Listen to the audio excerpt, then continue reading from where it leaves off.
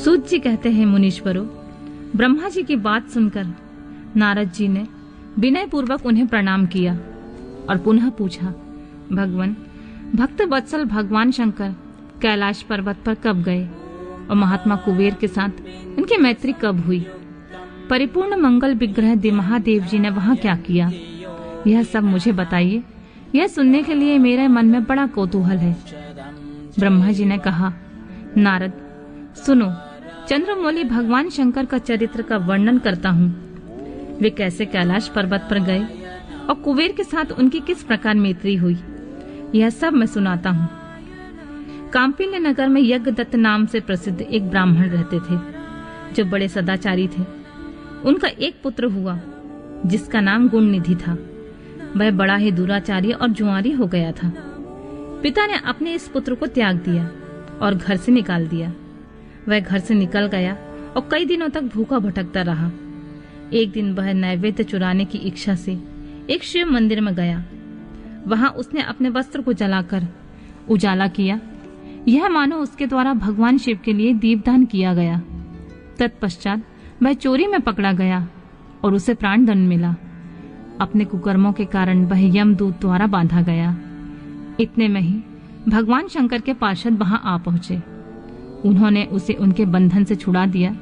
शिवगणों के संग में उसका हृदय शुद्ध हो गया। अतः वह उन्हीं के साथ तत्काल शिवलोक में चला गया। वहां सारे दिव्य भोगों का उपभोग तथा उमा महेश्वर का सेवन करके कालांतर में वह कलिंग राज अरिंदम का पुत्र हुआ। वहां उसका नाम था दम। वह निरंतर भगवान शिव की सेवा में लगा रहता था। बालक होने पर भी वह दूसरे बालकों के साथ शिव का भजन किया करता था। वह क्रमशः युवा अवस्था में प्राप्त हुआ और पिता के परलोक गमन के पश्चात राज सिंहासन पर बैठा। राजा दम बड़ी प्रसन्नता के साथ सब और शिव धर्मों का प्रचार करने लगे। भूपाल दम का दमन करना दूसरों के लिए सर्वथा कठिन था। ब्राह्मण समस्त शिवालयों में दीपदान करने के अतिरिक्त वे दूसरे किसी धर्म को नहीं जानते थे। उन्होंने अपने राज्य में रहने वाले समस्त ग्रामाध्यक्षों को बुलाकर यह आज्ञा दे दी कि शिव मंदिर में दीपदान करना सबके लिए अनिवार्य होगा। जिस जिस ग्रामाध्यक्ष के गांव में जितने शिवालय हैं, वहां वहां बिना कोई विचार किए सदा दीप जलाना चाहिए। आजीवन इसी धर्म का पालन करने के कारण राजा दम ने बहुत बड़ी धर्म संपत्ति का संचय कर लिया। फिर वे काल धर्म के अधीन हो गए। दीपदान की वासना से युक्त होने के कारण उन्होंने शिवालय में बहुत से दीप जलवाए और उसके फल स्वरूप जन्मांतर से वे रत्नमय दीपों के प्रभा से आश्रय हो। दीपदान की वासना से युक्त होने के कारण उन्होंने शिवालयों में बहुत से दीप जलवाए और उसके फल स्वरूप जन्मांतर में रत्नमय दीपों की प्रभा के आश्रय हो अलकापुरी के स्वामी हुए। इस प्रकार भगवान शिव के लिए किया हुआ थोड़ा सा भी हवन या आराधन समयानुसार महान फल देता है। ऐसा जानकर उत्तम सुख की इच्छा रखने वाले लोगों को शिव का भजन अवश्य करना चाहिए। वह दीक्षित का पुत्र जो सदा सब प्रकार के अधर्मों से रचा बचा रहता था, देवयोग से शिवालय में धन चुराने के लिए गया और उसने स्वार्थवश अपने कपड़े को दीपक की बत्ती बनाकर उसके प्रकाश से शिवलिंग के ऊपर अंधेरा दूर कर दिया। इन सत्कर्म के फलस्वरूप वह कलिंग देश का राजा हुआ और धर्म में उसका अनुराग हो गया। फिर दीप की वासना का उदय होने से शिवालय में दीप जलवाकर उसने यह दिक्पाल का पद पा लिया। मुनीश्वर, देखो तो सही, कहाँ उसका वह कर्म और कहाँ उसके दिक्पाल की पदवी, जिसका यह मानव धर्म प्राणी इस समय यहाँ उपभोग कर रहा है। तात, यह तो उसके ऊपर शिव के संतुष्ट होने की बात बताई गई है। अब एकचित होकर यह सुनो कि किस प्रकार सदा के लिए उसकी भगवान शिव के साथ मित्रता हो गई। मैं इस प्रसंग का तुमसे वर्णन करता हूँ। नारद, पहले के पाद्य कल्प की बात है। मुझ ब्रह्मा के मानस पुत्र पुलस से विश्वा का जन्म हुआ और विश्वा के पुत्र वैश्रवण कुबेर हुए। उन्होंने पूर्व काल में अत्यंत उग्र तपस्या के द्वारा त्रिनेत्रधारी महादेव की आराधना करके विश्वकर्मा की बनाई हुई उस अलकापुरी का उपभोग किया। जब वह कल्प व्यतीत हो गया और मेघवाहन कल्प आरंभ हुआ, तब उस समय यज्ञदत्त का पुत्र, जो प्रकाश का दान करने वाला था, कुबेर के रूप में अत्यंत दुस्सह तपस्या करने लगा। दीपदान मात्र से मिलने वाली शिव भक्ति के प्रभाव को जानकर वह शिव की चित प्रकाशित का काशीपुरी नगरी में गया। अपने चित रूपी रत्नमय प्रदीपों से 11 रुद्रों को उद्बोधित करके अनन्य भक्ति एवं स्नेह से संपन्न हो वह तन्मयता पूर्वक शिव के ध्यान में मग्न हो निश्चल भाव से बैठ गया। जो शिव की एकता का महान पात्र है, तप रूपी अग्नि से बढ़ा हुआ है, काम क्रोधाग्नि महाविद अग्नि रूपी पतंगों के आघात से शून्य है, प्राण निरोधी रूपी वायु शून्य स्थान में निश्चल भाव से प्रकाशित है, निर्मल दृष्टि के कारण स्वरूप से भी निर्मल है, तथा श्रद्धा रूपी पुष्पों से जिनकी पूजा की जाती है। ऐसे शिवलिंग की प्रतिष्ठा करके वह तब तक तपस्या में लगा रहा जब तक उसके शरीर में केवल अस्थि और चर मात्र ही अवशिष्ट नहीं रह गए। इस प्रकार उसने 10,000 वर्षों तक तपस्या की। तदनंतर विशालाक्षी पार्वती के साथ भगवान विश्वनाथ कुबेर के पास आए। उन्होंने प्रसन्न चित्त से अलकापति की ओर देखा।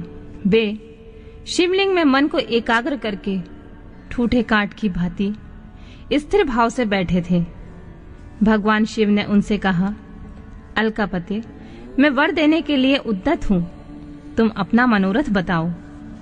यह वाणी सुनकर तपस्या के धनी कुबेर ने जो ही आंखें खोलकर देखा, त्यों ही उमा वल्लभ भगवान श्रीकंठ सामने खड़े दिखाई दिए।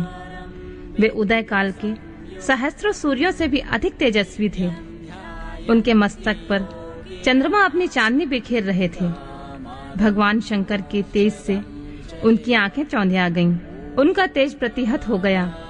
वे नेत्र बंद करके मनोरथ से परे विराजमान देव देवेश्वर शिव से बोले, नाथ, मेरे नेत्रों को वह दृष्टि शक्ति दीजिए जिससे आपके चरणार बिंदों का मैं दर्शन कर सकूं। स्वामी, आपका प्रत्यक्ष दर्शन हो, यही मेरे लिए सबसे बड़ा वर है। ईश, दूसरे किसी वर से मेरा क्या प्रयोजन है। चंद्रशेखर, आपको नमस्कार है। कुबेर की यह बात सुनकर देवादिदेव उमापति ने अपनी हथेली से उनका स्पर्श करके उन्हें देखने की शक्ति प्रदान की। दृष्टि शक्ति मिल जाने पर यज्ञदत्त के उस पुत्र ने आंखें फाड़ फाड़ कर पहले उमा की ओर देखना आरंभ किया।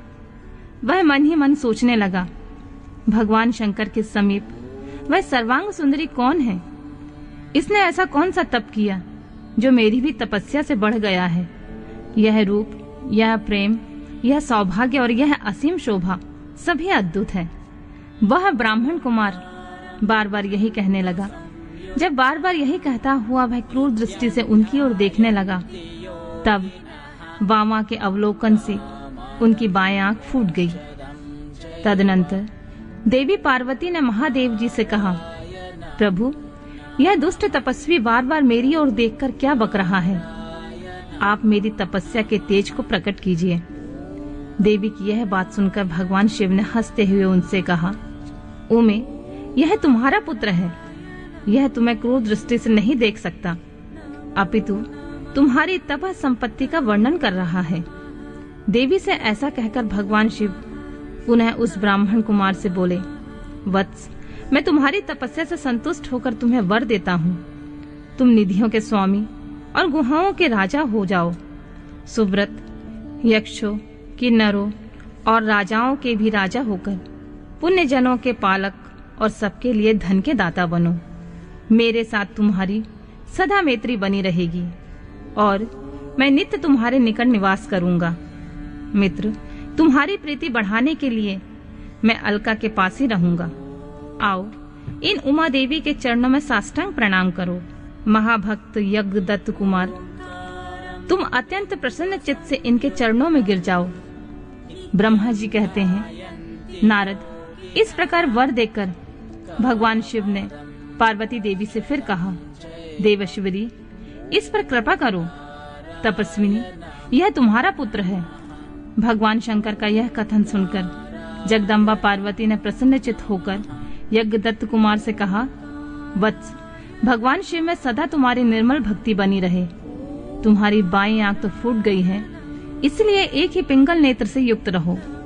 महादेव जी ने जो वर दिए हैं वे सब उसी रूप में सुलभ हों। बेटा, मेरे रूप के प्रति ईर्ष्या करने के कारण तुम कुबेर नाम से प्रसिद्ध हो जाओगे।